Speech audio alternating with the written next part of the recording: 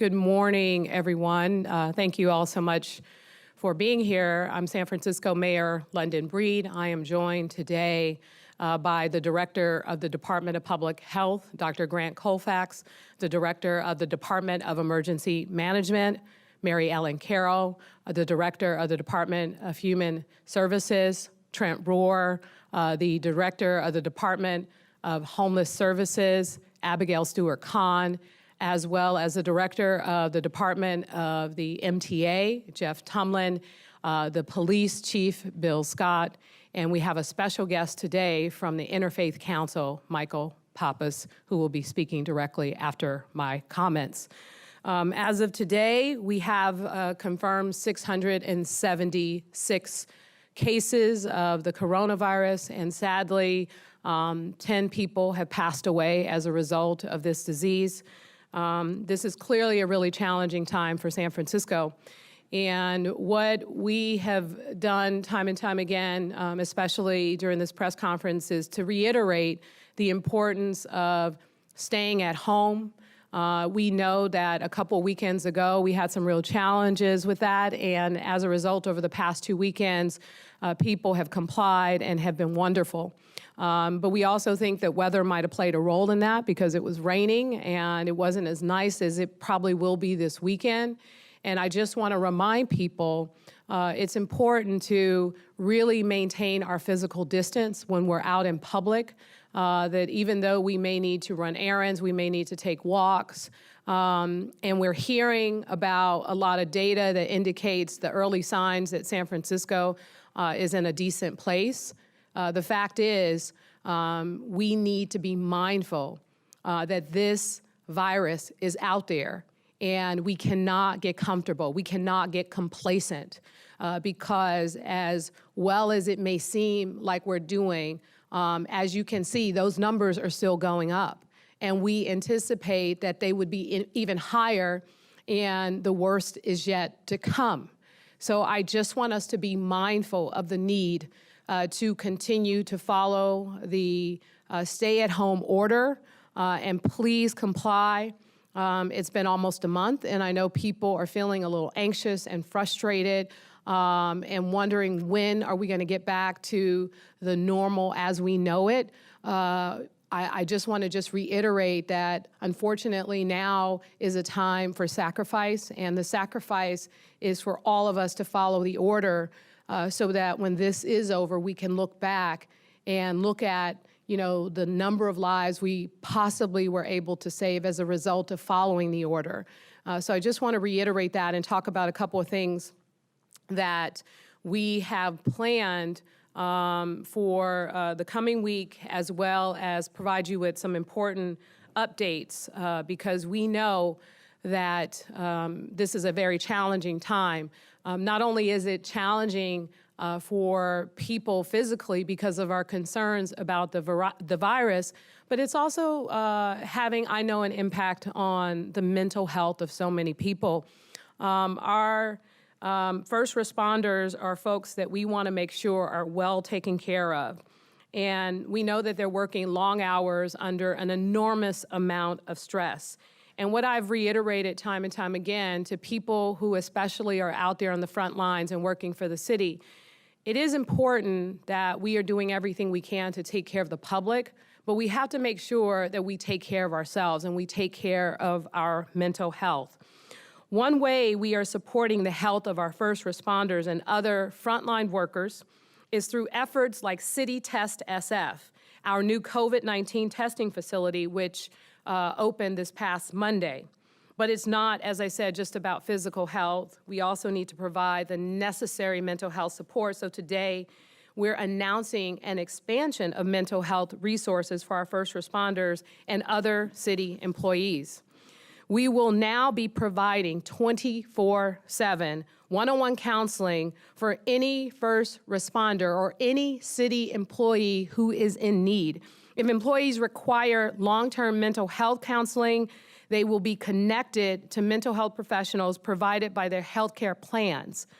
Our firefighters, police, sheriffs, sworn officers, and 911 operators will have access to a customized app on their phones where they can easily connect to this program and other mental health resources.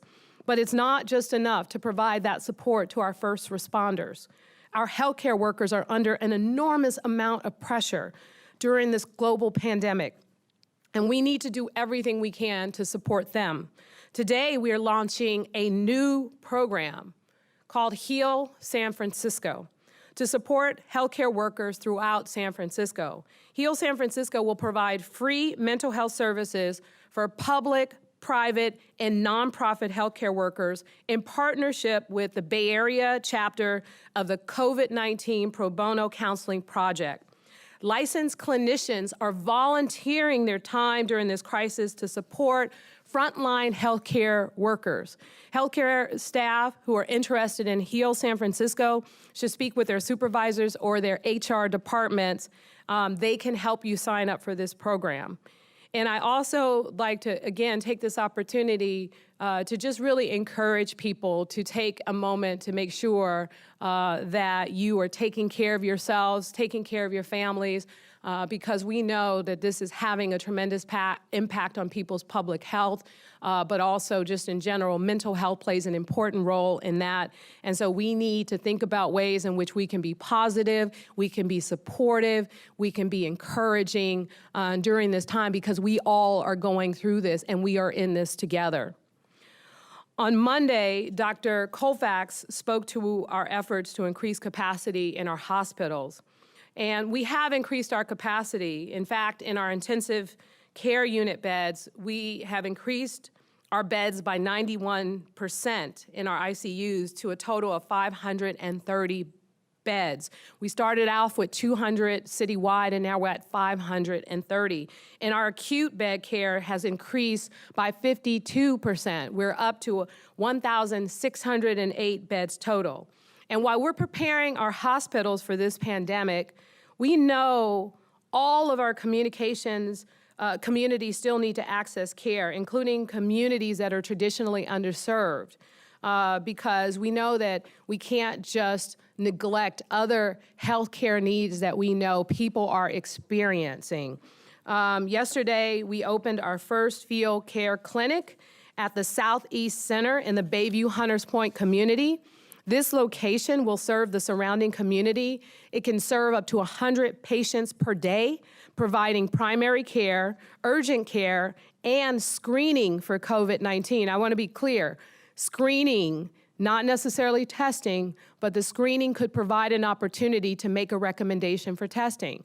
So I think ultimately we want to make sure that if you are not feeling good to a point where you need to go into the hospital, this is an opportunity to go to a local clinic and to get the help and the support that you need. Depending on the urgent care needs and the extent of the hospital surge, we can mobilize up to 3 additional field care clinics near existing healthcare centers as standalone sites. So our goal is to not just stop at the Bayview Hunters Point community. We want to provide clinics all over the city because we want to continue to reduce other services in our hospitals. Field care clinics will help reduce the number of patients needing to go to the hospital, urgent care and emergency rooms, which will help keep our hospitals focused on COVID-19 patients that we all know need to be served. Another need we have in some of our communities, as we know, are definitely more public toilets. We have a lot of people who are still, unfortunately, struggling on our streets right now, and we have fewer places for them to use the bathroom, especially since so many locations are now closed. Starting today, our Public Works Department will be deploying the first 5 of 15 portable bathrooms and hand washing stations in the city. Public Works work with the Department of Homelessness and Supportive Housing to identify the high needs areas in the Tenderloin, the South of Market, the Bayview Hunters Point, Castro, and the Mission neighborhoods. These bathrooms will be open 24/7. So everyone can have access to a bathroom and keep their hands clean as part of our efforts to prevent the spread of this disease. And I want to thank Urban Alchemy, who will be staffing these bathrooms, for continuing their work to support public spaces. Urban Alchemy is an incredible program. They are the folks who are monitoring all of our public restrooms, and they have extended their capacity to help us during this crisis. These bathrooms, as we know, are critical for both making sure people have a bathroom to access and helping us to keep our streets clean. Our public works street cleaners are out there every day, and I want to take this opportunity to thank them for cleaning the streets, to thank them for continuing to empty the trash, for thanking them for continuing to respond to the 311 calls where we know there's illegal dumping and other issues, for power washing the sidewalks and all the work that they're continuing to do every single day. The hardworking men of the Public Works Department, they're doing everything that they can to keep our streets as clean as possible. So thank you for your service. Yesterday, we launched a new COVID-19 data tracker that greatly expands the amount of information that we're able to provide to the public. As we've said from the beginning, that the decisions we are making are based off the recommendations of public health data and science. It's important that we try and be as transparent as we can with the information that we're using to make the decisions that we're making, and that the public can see the effects of those decisions. This information is hosted by Data SF website, and you can find it by going to datasf.org. And Dr. Colfax will provide an overview of this information, and we will continue to add to this platform so that we can provide as much information as possible. And I do know that people want to know what's going on, who has been impacted. People want to see the data. They want to know what is happening. And many of you know that the challenges we have with public health have a lot to do, the ability for us to provide information has a lot to do with privacy laws around someone's personal health care. Dr. Colfax will talk about that a little bit more, but as much information as we're able to share, we will share that information with you. But in the meantime, there are a lot of tools that are being created out there, and one of the tools that I personally started using is called How We Feel. It's an app that I uploaded on my phone, and it tracks data, and I basically log in every day. It asks me how I feel, it asks me about my activities, and it also locks in my zip code. So this is really a tool that could potentially help. Johns Hopkins University is facilitating this tool, and it helps to potentially predict, based on zip code, the next hot spots as it relates to the coronavirus. So it's a tool that I'm using. I'm sure there are other tools out there, but I highly recommend it because the more people that we are tracking and we know what's going on, the better we can identify locations and figure out where there might be challenges in the future. So that is just something I think will be a great tool to help us track this.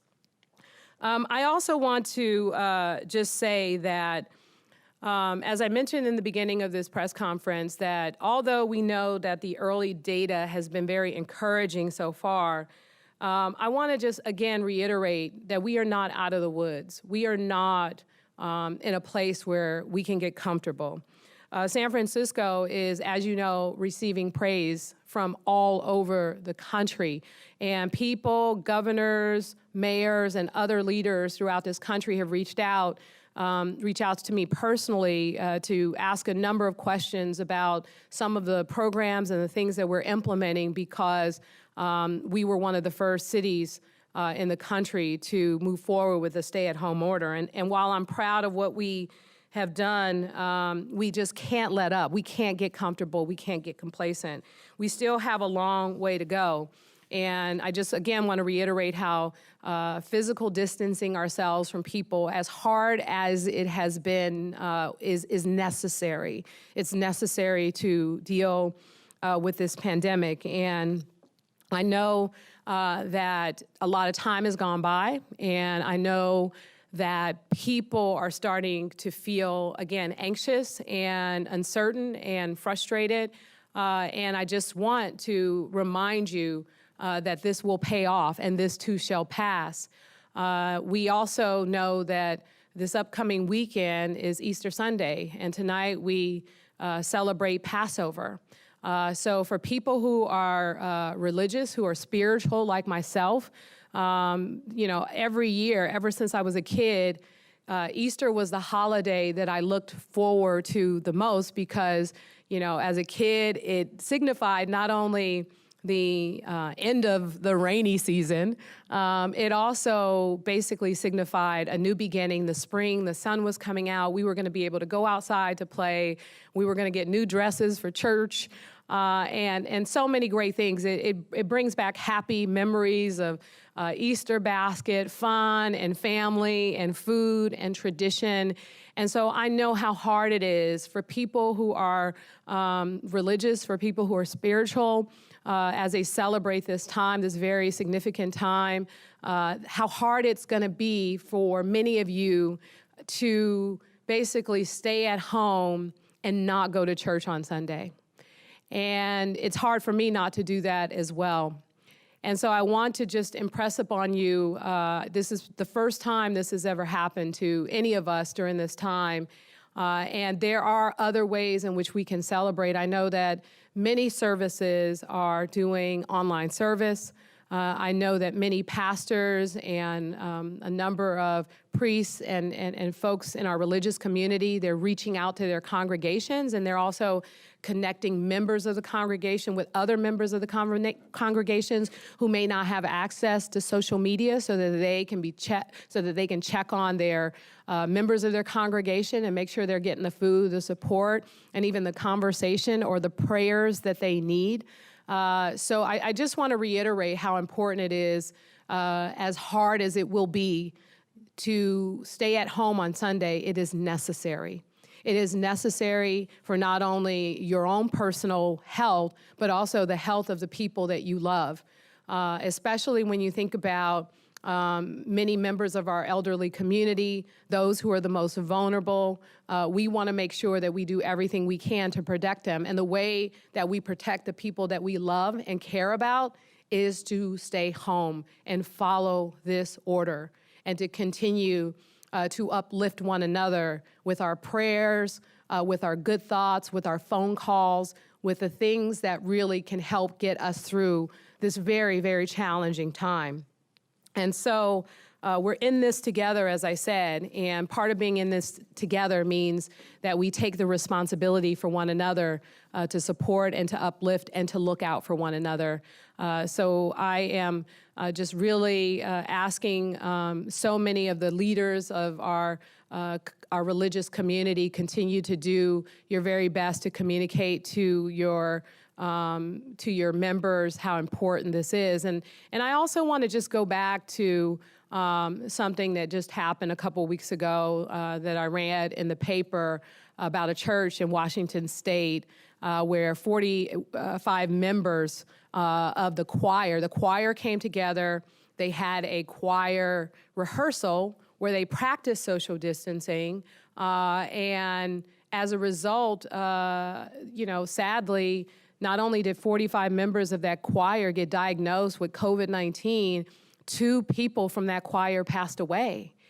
And we want you to understand that, this is really why it's important that you stay at home and that you look for religious services on television, reach out to your congregations, and try to do what we can to make sure that people who traditionally would want to and would definitely be at church this Sunday during this very holy time for so many of us, that is not the case.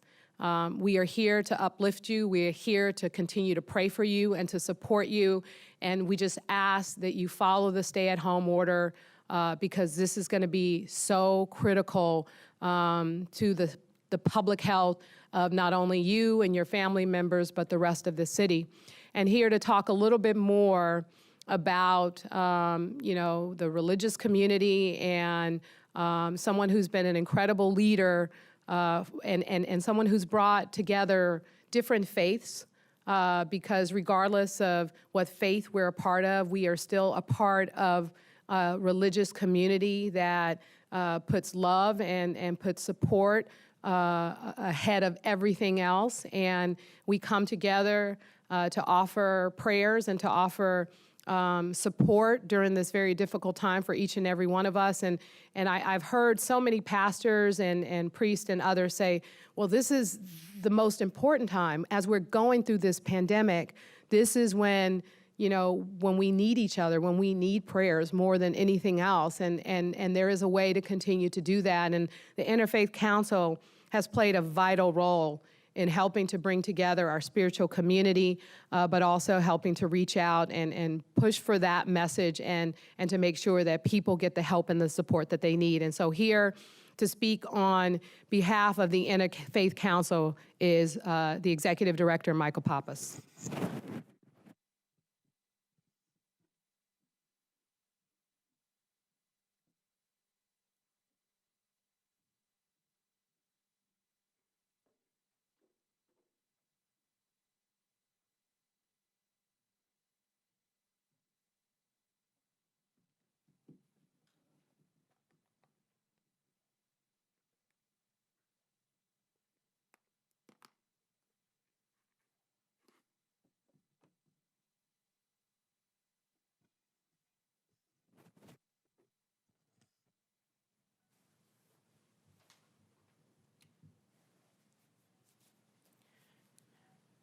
Thank you very much, Mayor Breed, for this invitation to address San Francisco today. But also I want to thank the mayor on behalf of the 800 communities of faith and religious institutions in the city and county of San Francisco for her leadership in very early on addressing and responding to this COVID virus. There is no doubt that numerous lives have been saved, and we have become a model for the nation as a result. I've been thinking deep and hard about services, and in each of our services, it's an age-old ancient tradition. We pray for our civil authorities and those who protect us. Those words have never had more meaning than they have now. And so I want to thank the mayor for her leadership. And, we are not only just praying, but since the declaration of emergency was enacted and the community branch was activated, the San Francisco Interfaith Council works arm in arm with the city to make sure that our leadership in all of our different houses of worship are apprised of up-to-date information, aggressive recommendations, and public orders from Department of Public Health on what needs to happen. And I want to just commend the faith leaders of San Francisco for very quickly pivoting and closing their church doors, closing their mosques, and closing their synagogues and temples, and using the best that technology has to foster community in the midst of isolation.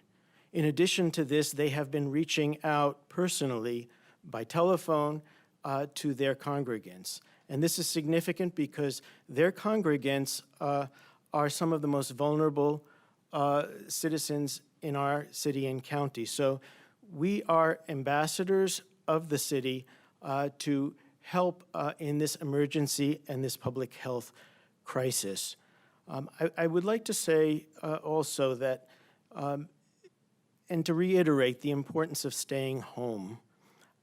We are entering into these most holy days for the Christian and Jewish community, but also in very short time, the Muslim community, which will enter into Ramadan.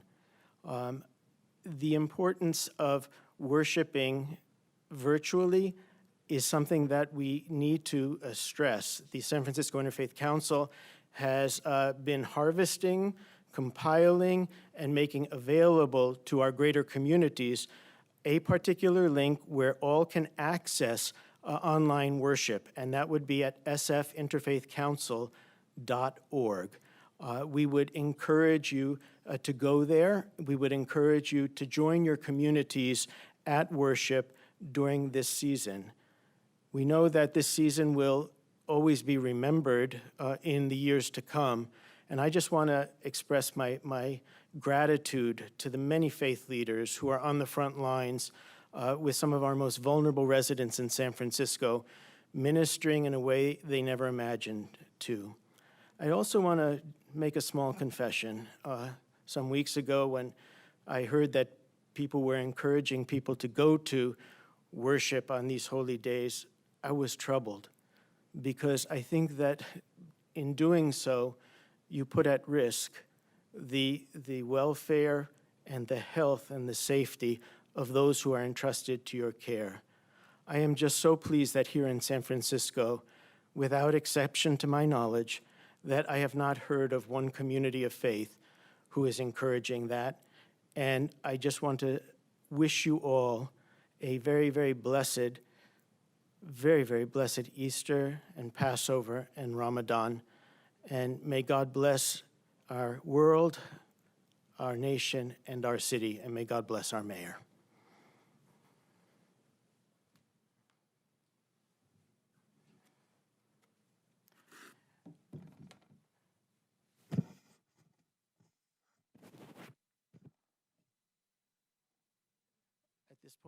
At this point, it is my distinct privilege to introduce the Director of the Department of Public Health, Dr. Grant Colfax.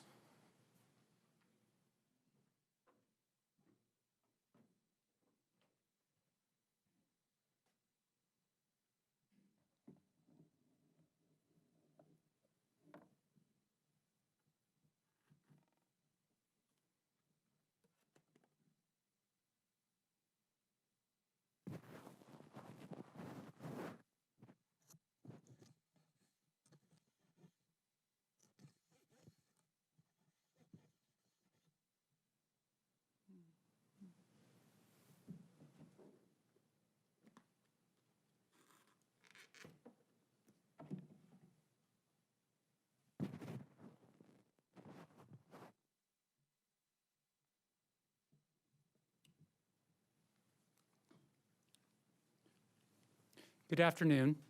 I'm Dr. Grant Colfax, Director of Health. Thank you, Mayor Breed and Executive Director Pappas, for your support. I'd also like to start by thanking everyone in San Francisco for their cooperation, your sacrifice, and your community spirit. As we join together, we are helping fight the spread of the coronavirus.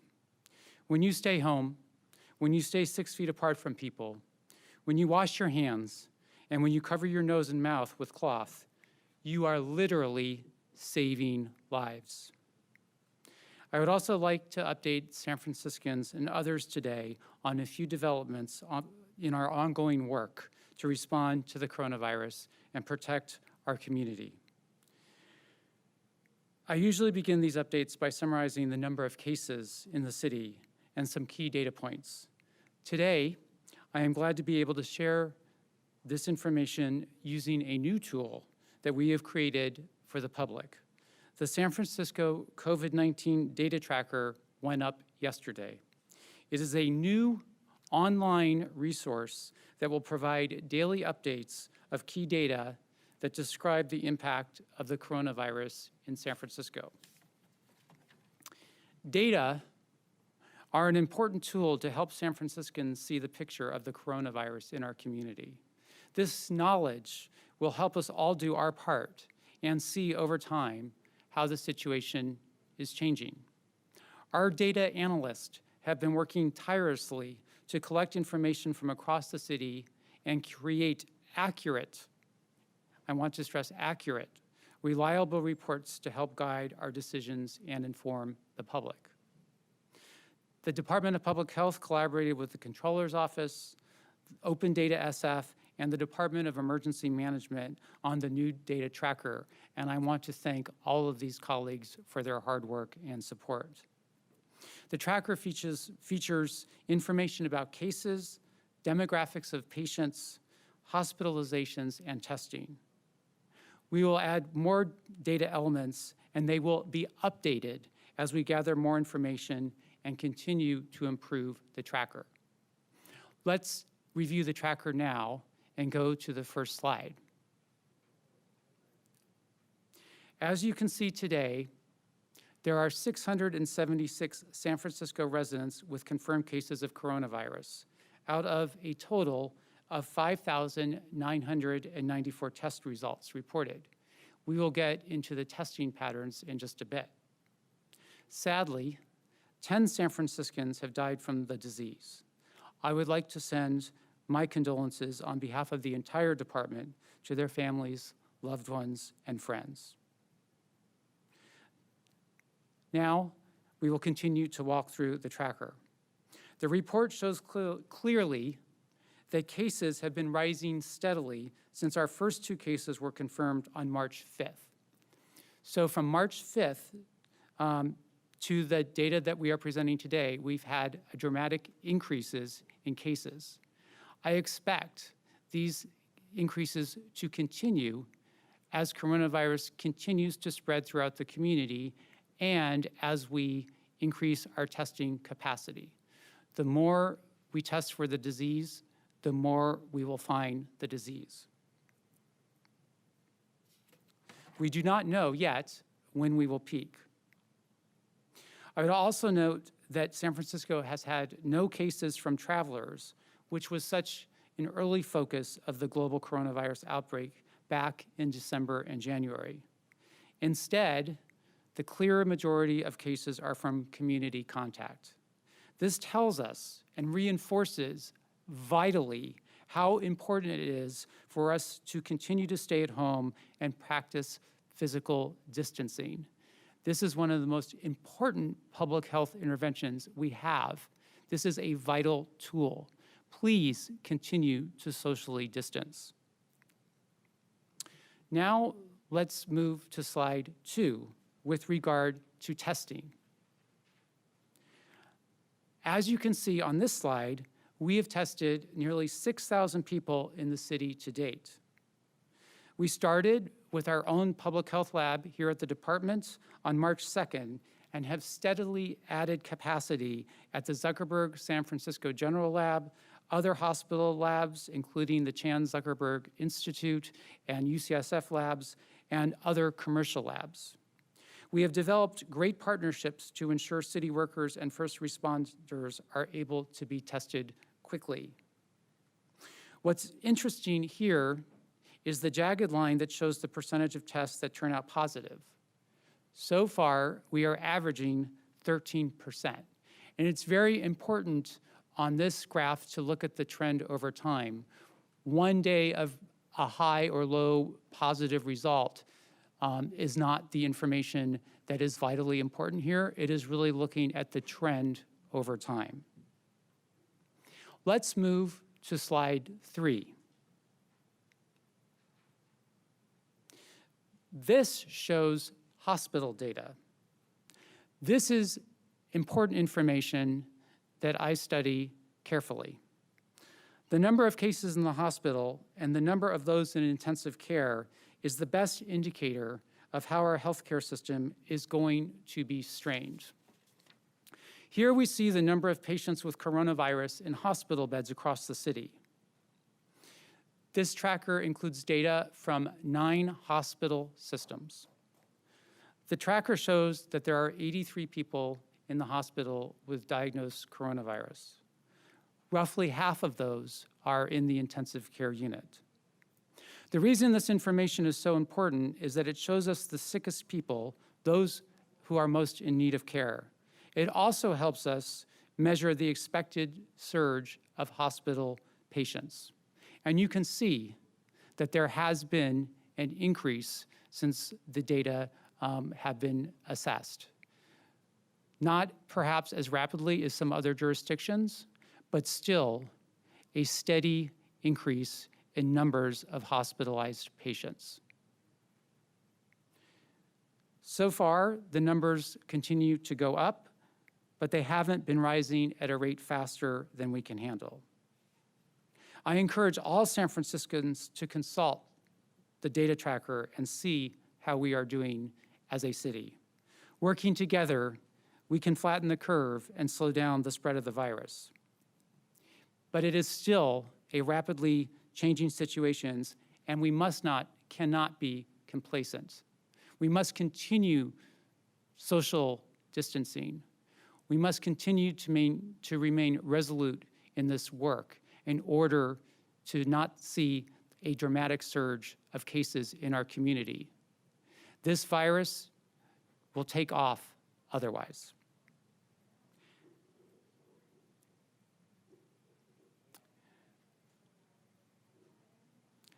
I mentioned hospital surge planning, and every day that we prepare is a good day.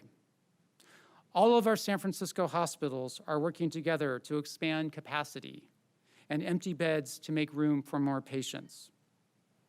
Just yesterday, as the mayor mentioned, we opened a field care clinic in the southeast part of the city to ensure that residents there can continue to get urgent care while keeping hospitals' urgent care services from getting overwhelmed.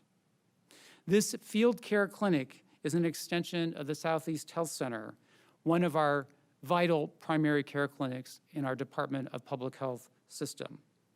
The clinic will be open to the neighborhood and over time may expand to treat people from throughout the city. It is part of our hospital surge planning, and we have plans to open up to 3 more clinics like this if they are needed. As we continue together to fight the coronavirus pandemic, I would like to remind all of you that our top priorities as a community are reducing the spread and slowing the spread of the virus in the community, protecting vulnerable populations, healthcare workers, and first responders, preparing our health system for an expected surge of hospital patients, and expanding testing capabilities.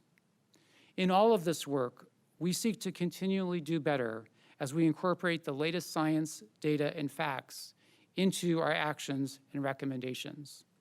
We are working as quickly as possible, to integrate new information all the time and adjust our recommendations accordingly, so we are providing you the very best and most up-to-date data and advice that we can.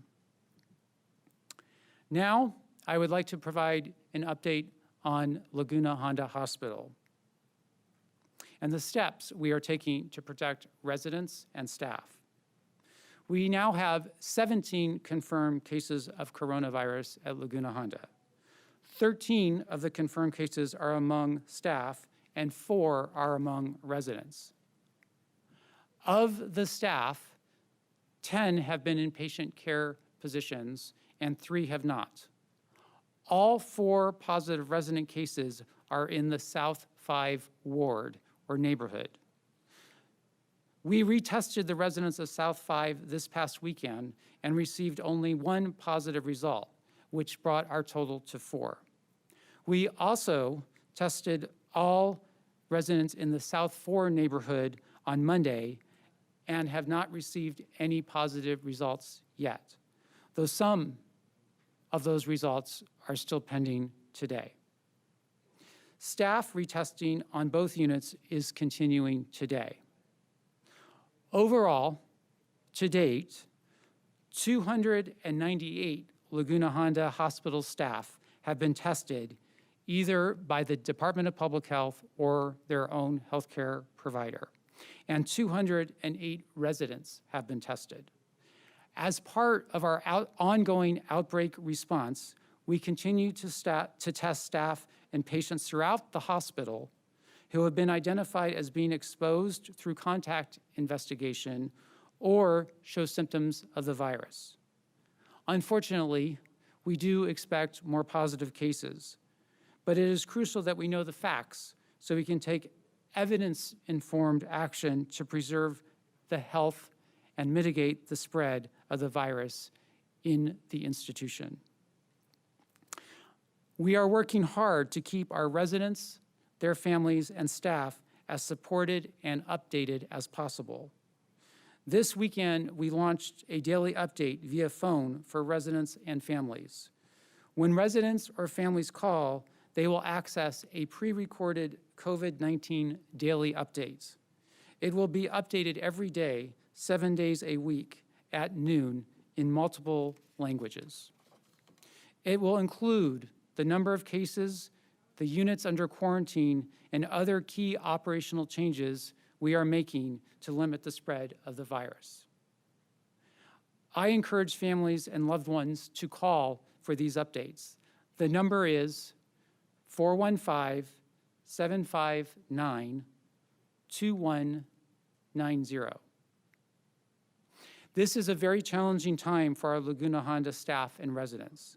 We will continue to provide extra resources to support staff and residents coping with the impact of the outbreak.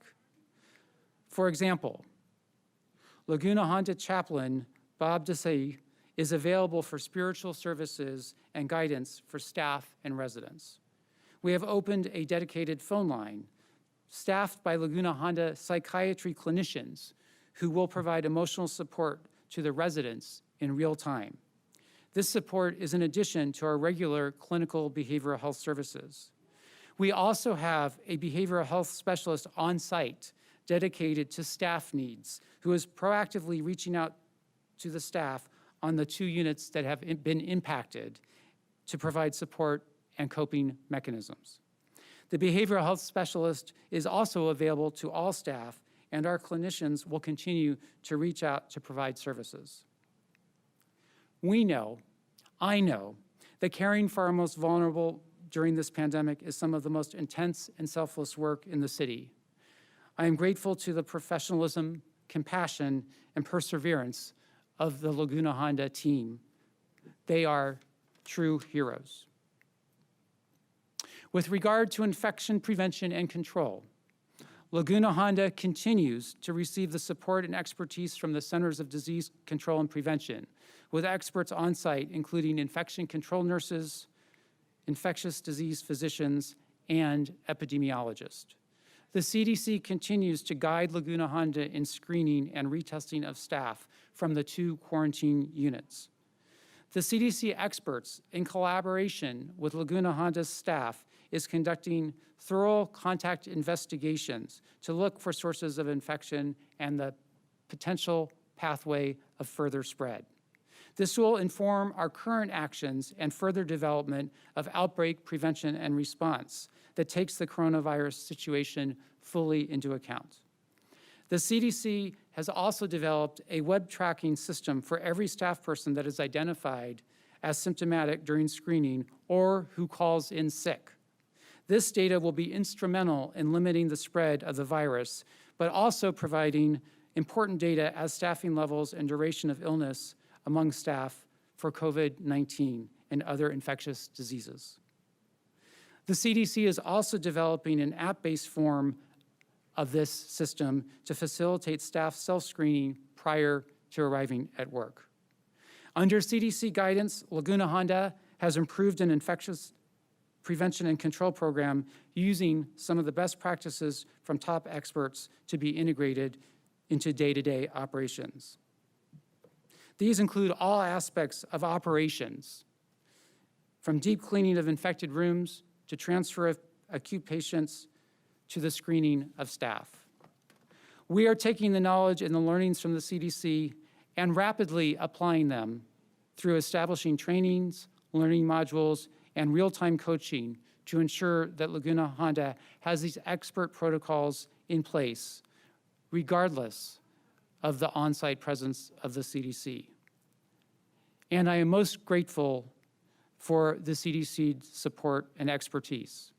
This is an ever-changing situation, and the ability to develop and rapidly implement best practices and protocols will help us slow the spread of this virus, not only at Laguna Honda Hospital, but also at other residential nursing facilities in the city and the region. Again, I want to thank the staff of Laguna Honda, the residents, and their families for their resilience and their capacity to be part of our response to this pandemic. Thank you very much.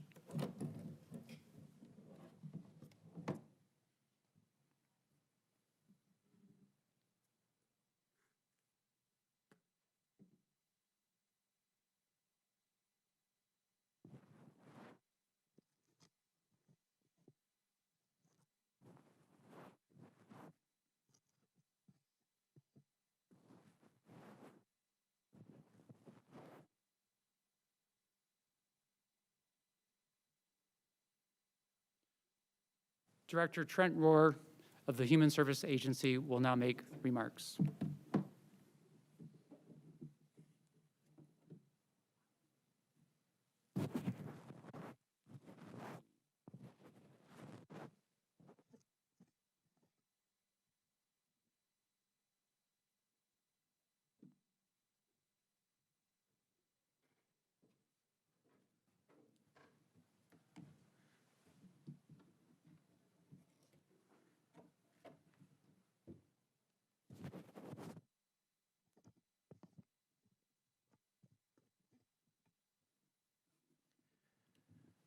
Good afternoon. I'm Trent Rohr, the director of the Human Services Agency in San Francisco. I want today to give everyone an update on our plan for hoteling, as well as providing other housing and supports for individuals during this pandemic. As I have said before, the Human Services Agency is charged with providing care and shelter for the city's residents under this pandemic.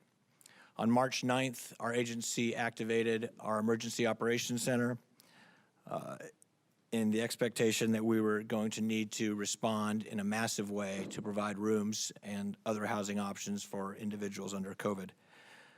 Under the mayor's leadership, we met early on with the Hotel Council, which is the group of hotel owners in San Francisco representing over 80 hotels in the city, to describe what was facing us and to ask for their assistance in stepping up and providing hotel rooms for the most vulnerable people in San Francisco. The response to our request for bids was overwhelming. We received responses from over 45 hotels representing more than 10,000 rooms. And these rooms were listed in the RFQ to be provided to the following populations. The first population are individuals who are COVID positive or persons under investigation, meaning they have been tested and the test results are not yet in. And in addition, these are individuals who cannot self-quarantine on their own, meaning their current housing situation does not allow them to quarantine on their own. So that would be individuals who are in our SRO or single room occupancy hotels, where they share bathrooms or kitchens or eating facilities. There's about 19,000 individuals living in these situations in San Francisco. In addition, of course, our homeless population who live in homeless shelters, who are on the street, clearly are unable to self-quarantine. So the second population that these hotel rooms will be provided for are vulnerable populations who are in our homeless shelters, and also vulnerable populations who are homeless and on our streets. These are individuals that are age 60 and above, or who have underlying health conditions for whom a COVID positive would result in potentially significant harm to them. And the third category for hotel rooms are, of course, our frontline health responders. Principally, we want to make sure that they remain healthy and able to provide the essential services and healthcare and supports for our San Francisco residents, that they don't go home and potentially infect their families or go home and get infected from their families or their communities. So I want to now give you an update on our progress so far at bringing these hotels under contract. As of today, we have 1,977 hotel rooms under or near contract. 880 of these are for first responders. 1,097 of them are for the vulnerable populations that I just listed a minute ago. The current numbers in hotels, we have 184 individuals who are in the vulnerable class in hotel rooms, and 67 first responders. Of the 184, the vast majority of individuals in these rooms are homeless. As I say every time I'm describing the city's response to care and shelter, this is an extremely fluid situation, and we're responding seemingly daily or often more than once daily to differing guidance from the CDC or the State Department of Health, as well as the Department of Public Health. The current plan, based on the most recent evidence and data and information from those health authorities, is that we need to bring on about 7,000 hotel rooms for the populations I described above. So our plan is to do that. we have begun our costing out of the plan, and I want to talk to you a little bit about those figures now. The current 1,977 rooms we have under contract will cost the city about $35 million over the first 3 months of activation. The plan for the 7,000 units, 7,000 hotel rooms will cost over $105 million over that same 3-month period. So in a sense, our total activation or plan of 7,000 rooms will cost approximately $105 million. This cost does include estimates for staff costs. It does include estimates for supplies, for cleaning, and the other essential elements that we need to bring on the hotel rooms. It's important to note that FEMA provided guidance to the state of California that they will reimburse states and localities up to 75% of the costs of these hotel rooms, but only for specific populations. The populations that FEMA will provide that 75% reimbursement for are those who are COVID positive or persons who have come in close contact with someone who is COVID positive, individuals who have underlying health conditions that I described earlier, and individuals age 65 and over is what will be covered at 75% by FEMA. I'll note that our plan in San Francisco, we consider age 60 and above to be vulnerable, and so there will be a segment of the population we bring into hotel rooms that will not be reimbursed by FEMA. In addition, the state of California, through the governor, has provided across the state $150 million to counties to help cover the cost of these hotel rooms. San Francisco will, of course, receive a share of that $150 million to be applied towards the $105 million costs that I mentioned a minute ago. Lastly, I want to mention our plans for our sheltering. This is probably the one piece of our response that has been the most fluid. Initially, when we activated on March 9th, the plans across the state were to open additional shelters in order to thin out our shelter populations. Subsequent to that, and I'll say that we had planned for 2,500 shelter beds in order to do this. As an example, the city of Los Angeles is standing up 46 rec centers totaling over 6,000 shelter beds in early mid-March. More recently, from the State Department of Health, we've received guidance that congregate shelters are not an appropriate response. We have experienced that in San Francisco. As you know, we've had COVID positive or COVID outbreaks at 2 of our shelters. We immediately shifted gears and pivoted from using Moscone North as a shelter to reduce the population in our existing shelters. And instead, Moscone North will serve as a shelter for medically cleared homeless individuals, really as a step down from our hotel rooms. They have been tested negative or they had acquired COVID and they have since recovered and been tested clear. If they choose to, they can receive a slot at the Moscone West shelter with the appropriate physical distancing as well. The second shelter that we are setting up is at the Palace of Fine Arts. It has room for 160 individuals. Because this response is so fluid, what we are doing is setting up this shelter in order to be able to respond to whatever need that may emerge. We're currently not planning on moving individuals into that shelter at this time, but we have that under agreement, and it makes sense to have a relief valve of 160 slots for individuals should that need arise. We are in constant conversation with the Department of Homelessness and Supportive Housing, the city's Department of Public Health, regarding the potential use for this space. So I just want to wrap up again by restating the populations that we're providing hotel rooms to, so we're clear. COVID positive and persons under investigation, meaning they've had a test and need to be quarantined and they can't at home. Vulnerable individuals who are on our streets and in our shelter system in order to reduce the population in our shelters and also in order to provide them a safe place so they are protected from the virus, and then our first line responders. We are planning for 7,000 rooms for that purpose. And as I said, we have nearly 2,000 rooms under contract now. So now I will turn the podium over to San Francisco's Police Chief William Scott. Chief Scott.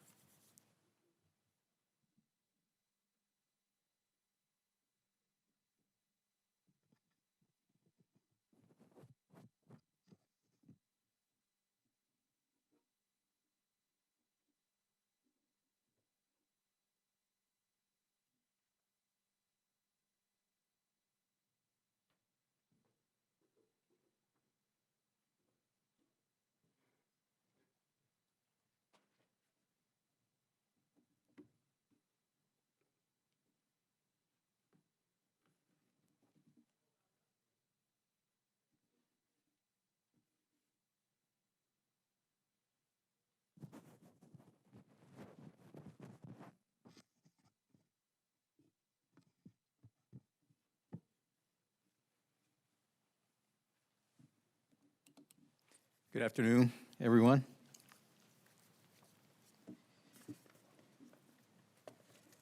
I'd like to begin with thanks and a show of appreciation to our mayor for her leadership during this crisis, particularly in the resources that have been provided to our first responders, our police officers, and members of the San Francisco Police Department, other first responders, and other city employees. We've had many members that have had a lot of stress and anxiety related to this pandemic, and the resources that the mayor has described today will be extremely helpful in helping us to deal with this pandemic and the anxieties and stresses that go along with that, and also in terms of increasing our resiliency to do what we need to do to keep our communities safe and healthy. So I thank the mayor and everybody that had a part in making this happen. By taking care of our first responders and our city employees, we know that we'll have a safer and healthier San Francisco, and we will be in a position to help the residents of our city. So thanks again for that work. I want to speak a little bit about our compliance in the city overall. We are still seeing really good compliance, and that's been mentioned by the mayor and others, including Dr. Colfax. But we still do have some challenges. The statistics that I provided for you on Monday, as far as citations, are still valid. We still have 2 citations, and those were on individuals. But I want to provide an update on the other statistics. I reported Monday that we had issued 26 warnings or admonishments. That number has increased to 41, so 15 additional admonishments. The majority of the additions have been to businesses that are deemed to be non-essential. And again, we are tracking, taking reports, and as I said, we will not ask a second time. So for those businesses that are operating, we do understand, and we're very empathetic to the fact that this is uncharted waters for all of us, and this is impacting people's livelihoods, and there's a degree of stress and anxiety that goes along with that. But we need people to think of what we're trying to do here, and what we're trying to do here is save lives, to keep people alive. So please comply and adhere to the public health orders, and let's keep doing well as we have seen for the first 3 weeks of this order. As far as crime, we are still seeing downward trends in terms of our rates of crime. I want to go in a little bit more detail than I did the other day in terms of our crime statistics for this past week. 24% decrease in violent crimes, and that's a decrease of 19 crimes. 71 the week before and 58 this week. Our property crimes, we saw a larger decrease. We saw a decrease of 146 fewer property crimes, and that number went from 569 to 455. Our Part 1 overall crimes, we are down 165 week over the prior week. So we are seeing these decreases, but we want to emphasize that our officers are out in force, they're out patrolling the streets, and we'd like to see that trend continue. Particularly, we're focused on the businesses that are boarded up and closed. We know that those businesses feel vulnerable, and those owners feel that their businesses are vulnerable, and so we want to pay extra attention to that. We have had some burglaries and vandalisms of businesses.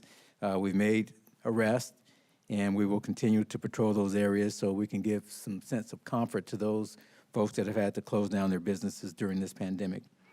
We encourage all people to report crime when they see it and if they see it. And there are some crimes, as I mentioned in past press conferences, that you can report either online or call our call center. If it's a crime of violence or a crime in progress, a serious crime in progress, please call 911. Continue to do that. We will respond, and one of the silver linings in this whole thing is that traffic is very light, so our response time has really gotten much, much better because of the light traffic. So we will be there if you call us. For crimes that have already taken place and for nonviolent property crimes, please call our non-emergency number at 415-553-0123. You can also call 311 or utilize our San Francisco Police website to file a police report or request an existing police report. I want to reemphasize some of the scams that we've been hearing about. I'm pleased that we have not had this particular one that I'm about to describe to you in our city, but we're seeing it online and hearing people talk about it, so we want to advise and warn the public so people can remain safe. We've had a number of online posts about people knocking on doors, asking to come into residences and residential communities, and these folks are claiming to be Center for Disease Control Workers or San Francisco Department of Public Health workers. Again, I want to inform the public that workers from the San Francisco Department of Public Health or workers from the Center for Disease Control will not knock on your door and ask to come inside your house or your residence. So please don't let people in. If you get that, it's not legitimate. So please be aware, be informed about that, and call 911 if that happens to you. We do have our city disaster service workers who are placing door hangers on businesses and doors. So be aware of that. And these are informational pamphlets in multiple languages. And that is to keep the public informed and help with the cause of staying at home and staying 6 feet apart and the social distancing requirements that we've all been asked to do. But they will not ask to come inside your residence if they hang a flyer. So please make note of that. And if you have somebody that is reporting to be a worker from any of those entities or any city worker for that matter, do not let them into your home. If it sounds too good to be true, it probably is. So as we always say with scams, don't fall for things that sound too good to be true. Investigate it. Call somebody that you trust if you're not unsure. And these particular individuals like to prey on our elderly victims and our most vulnerable populations, so please be aware of that.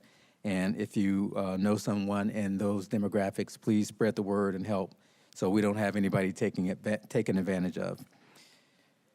Robocalls, emails, online sellers are also sources of scandalous activity and scams, so please be careful and not fall prey to that. If you're asked to click a link that you're unfamiliar with, please be cautious about that and investigate the sites that you're going into to make sure you're not being scammed that way. And also, if you are receiving online type of fraudulent or scam activity, you can call the Federal Trade Commission at 877-382-4357. That's 877-382-4357. As the mayor said, we expect that the weather will be nice this weekend, and we believe that the weather has played a part in helping keep some of the people off the streets in the past few days.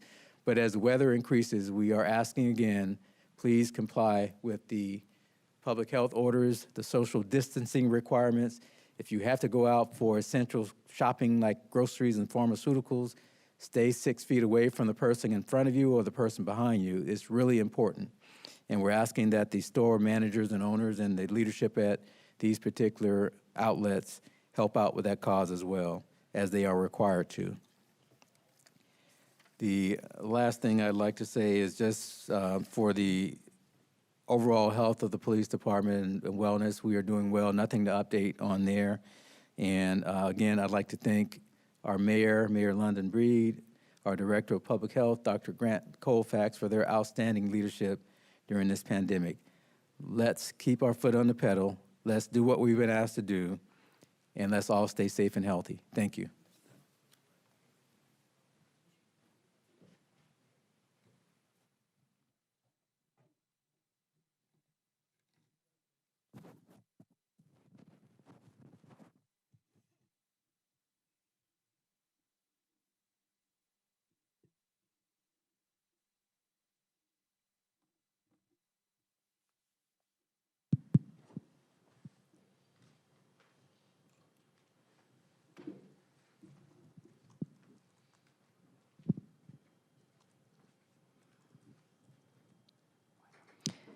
Thank you, Chief. Our first questions will be for Dr. Grant Colfax.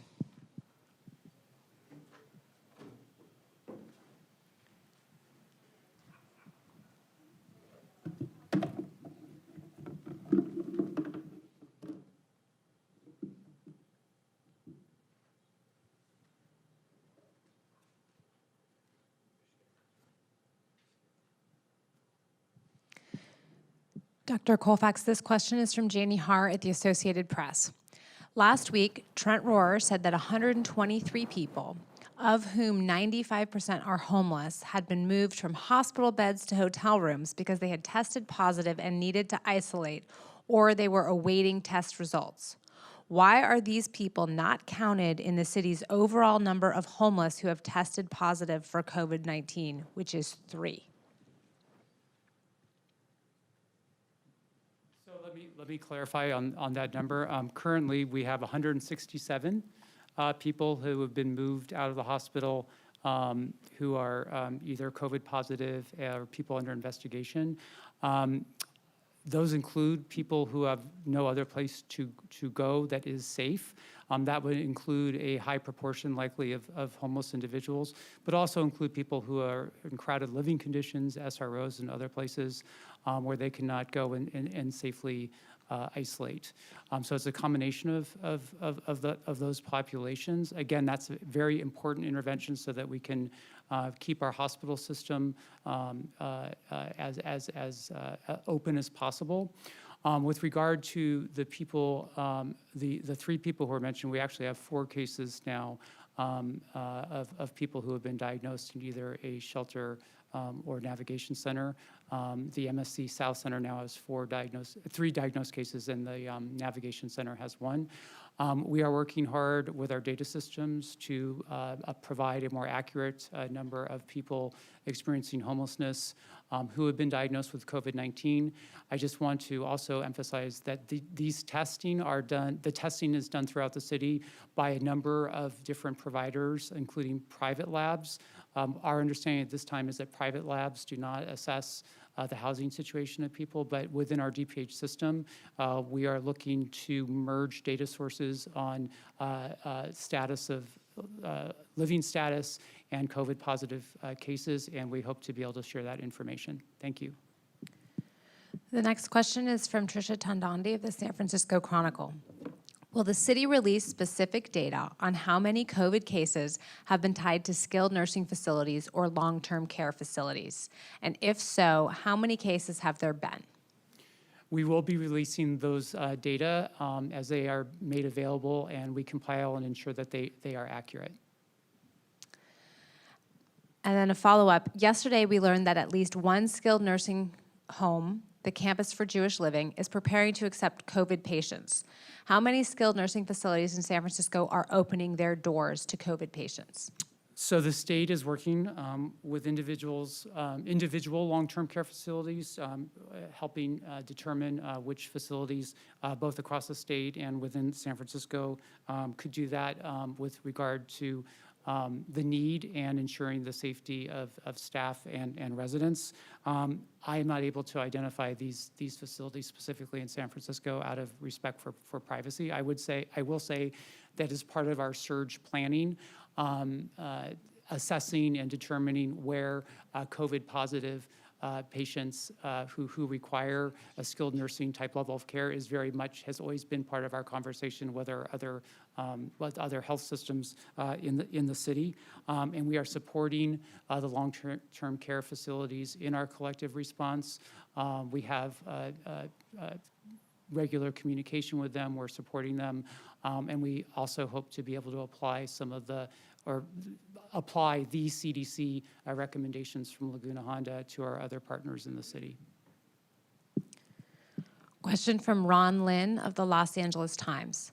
Do you expect the shelter-in-place order and forms of social distancing to last beyond the summer and into the fall or into next year? Well, unfortunately, I cannot predict the future. I'm focused on what we know now, looking at the data, science, and facts. And what we know now is the shelter in place, the social distancing, also known as physical distancing, appears to have slowed the spread of the coronavirus in San Francisco. And this is a very vulnerable and pivotal time for us to ensure that surge continues to be slow. As you can see from the data tracker, there has been a steady increase in both cases and hospitalizations, and we must be resolute in our focus in continuing the social distancing per the shelter-in-place order during this time. And a follow-up from Mr. Lin. Why are we seeing rising hospitalization cases even though the shelter-in-place was enacted more than 3 weeks ago? Well, this virus is extremely transmissible. So despite multiple efforts, early actions, we always knew that there were going to be cases of COVID-19 in our city, unfortunately. And what we are focusing now is ensuring that our hospital systems have capacity to provide the best care possible for people with COVID-19. Yes, there's an increase. There's an increase across the United States.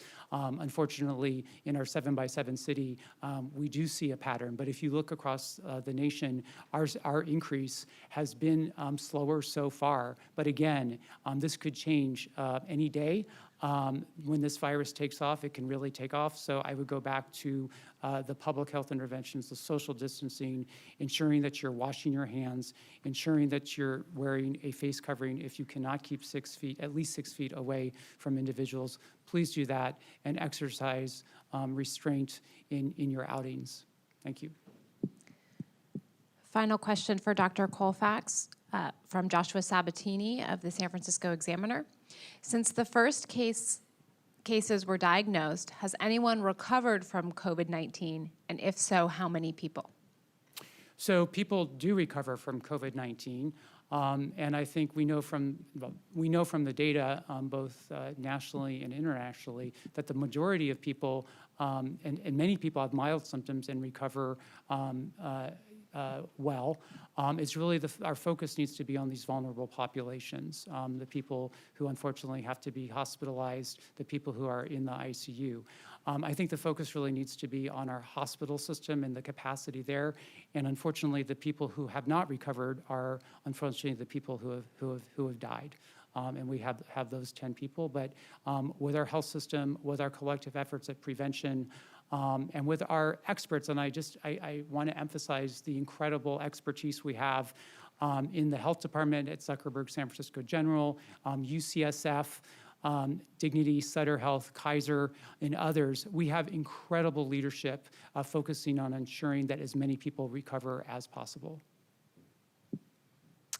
And a follow-up from Josh Sabatini, is the department doing contact investigations for every positive case and notifying those who may have been in contact with the positive case? So we are continuing to expand our contact investigation efforts, and we are ensuring that we are focusing on the most vulnerable communities with those contact investigations. Right now, our capacity to do all of the contact tracing for every case has simply been exceeded, which is, again, why we are focusing on ensuring that there is social distancing, physical distancing, and capacity. But as we move forward, we are ensuring that we have a robust number of contact investigators on board. Think of right now as a situation where we have, as you can see from the dashboard, we have lots of community transmission. Over time, our hope, I do not know if this will happen, but over time, we hope that due to the efforts of physical social distancing and other efforts, that community transmission rate will decrease, and we will go to a level where the contact tracing is particularly important. So think of it now as situation where there is a steady, unfortunately steady, fire throughout the city with regard to transmission of cases. If we are successful in extinguishing this broader fire across the community, then we think about, in the next stage, if we get there, sparks in the community, sparks, cases, outbreaks that are containable. So our goal is to have a robust team of disease control investigators who can immediately respond to those sparks so we do not return to a situation where we have widespread community transmission today. Thank you, Dr. Colfax. The next two questions are for Mayor Breed.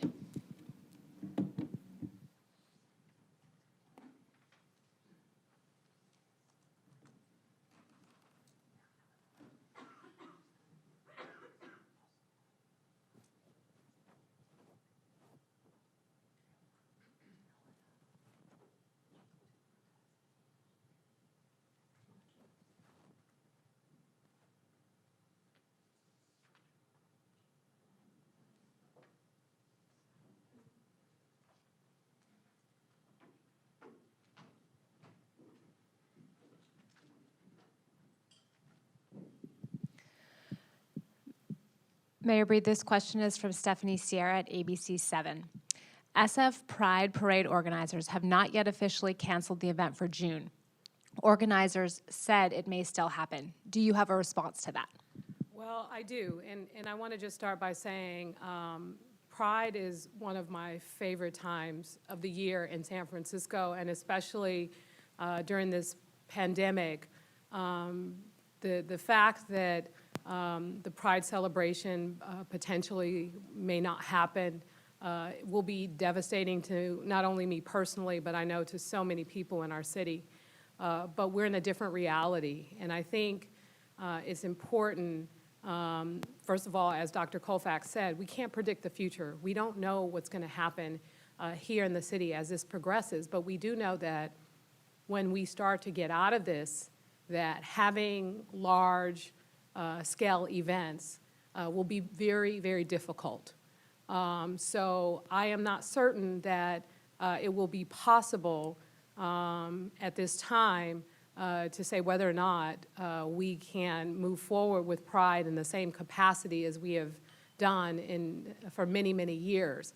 I think that once the shelter in order is lifted, there is going to be a gradual process to get the city back on track and back into some level of normalcy. And I think it may not be possible to expect that we could launch a large-scale event with millions of people descending on San Francisco. I just am not sure if that's going to be realistic to expect that we will be able to host the kind of Pride parade that this city is known for. And so that's where we are at this time.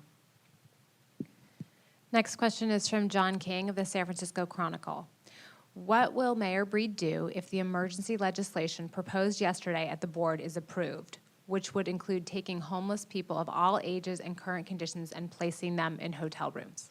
I think I want to be clear that from the very beginning, we have really focused on moving forward plans that are realistic, that allow us to use data, that are sustainable, that allow us to not only provide the resources necessary to make them work, but to also sustain them.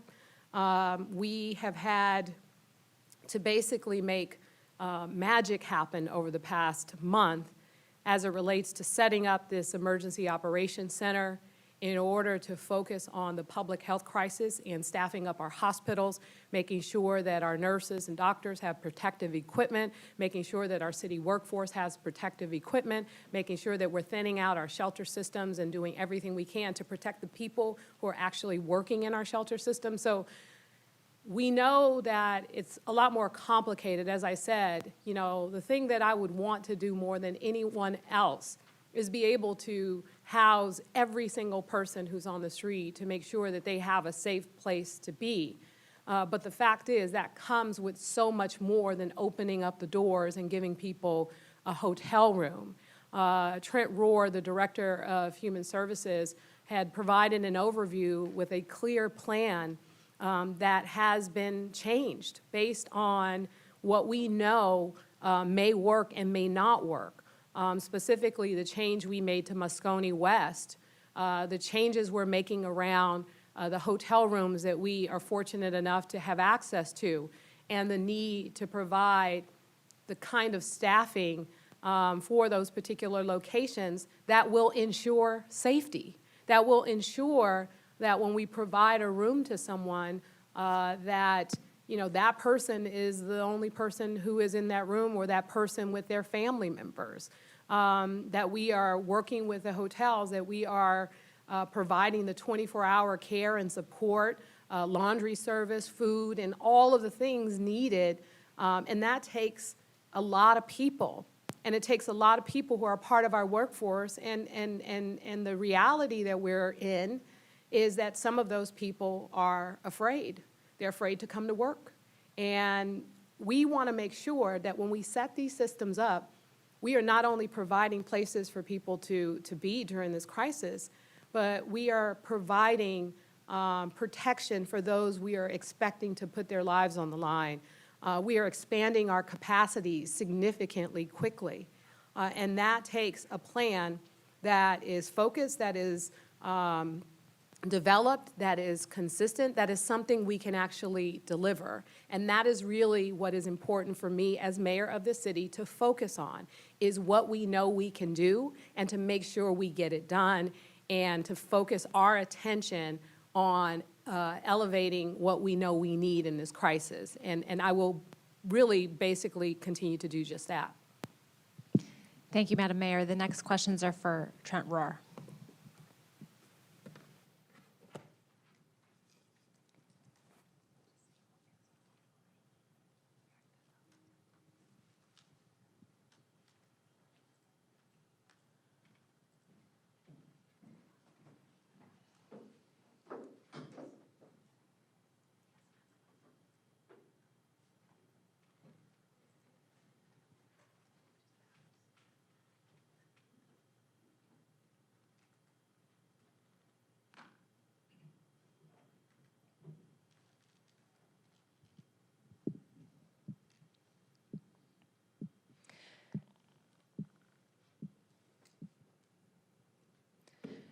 Trent Rohr, Human Services Agency.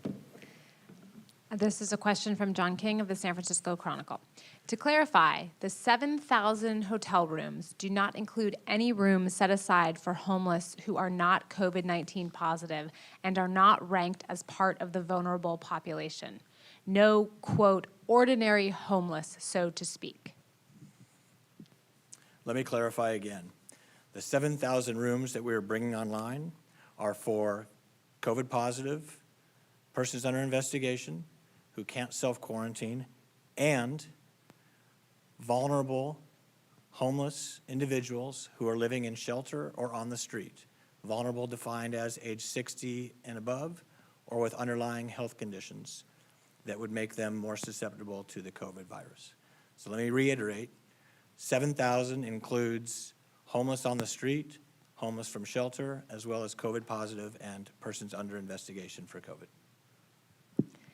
Thank you, Director Rohr. The next questions are for Chief Bill Scott.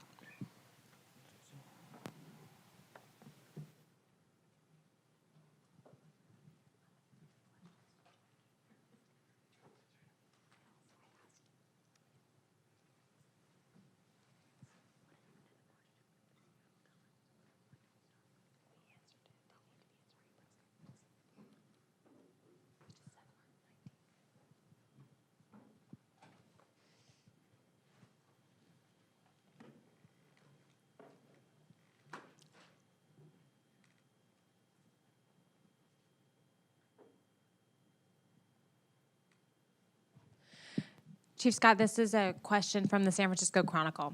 Has there been any change in calls related to domestic violence? Has there been an increase as suggested by anecdotal evidence? Well, I can tell you what's been reported to the San Francisco Police Department. We've actually seen a decrease in reported domestic violence incidents. And from the period of March 17th to March 31st is the latest reporting that I have. Compared to that time last year, we had 121 reported domestic violence incidents as opposed to 179 for the same period last year. Now, I will qualify that by saying we're hearing from some of the groups and advocate groups that they've had an increase in calls, and that might be a good thing in that people are seeking out help. We know from the science of human behavior that stress and anxiety as well as frustration can trigger violent behavior. So my message to the public is if those things are happening, please seek out help. You know, the mayor has said it, public health professionals in our city and across the country have said it. Please seek out help. But as far as reported, we've seen a decrease for this shelter-in-place, stay-at-home period as of March 17th through March 31st. So we'll keep an eye on that. And it's definitely something that our police officers and our investigators are attuned to. And again, some crimes are not reported, and we realize that, but it's another opportunity for me to encourage people to report crimes when they happen. We will be there and we will investigate. Thank you. Thank you, Chief. The next questions are for Abigail Stewart-Kahn.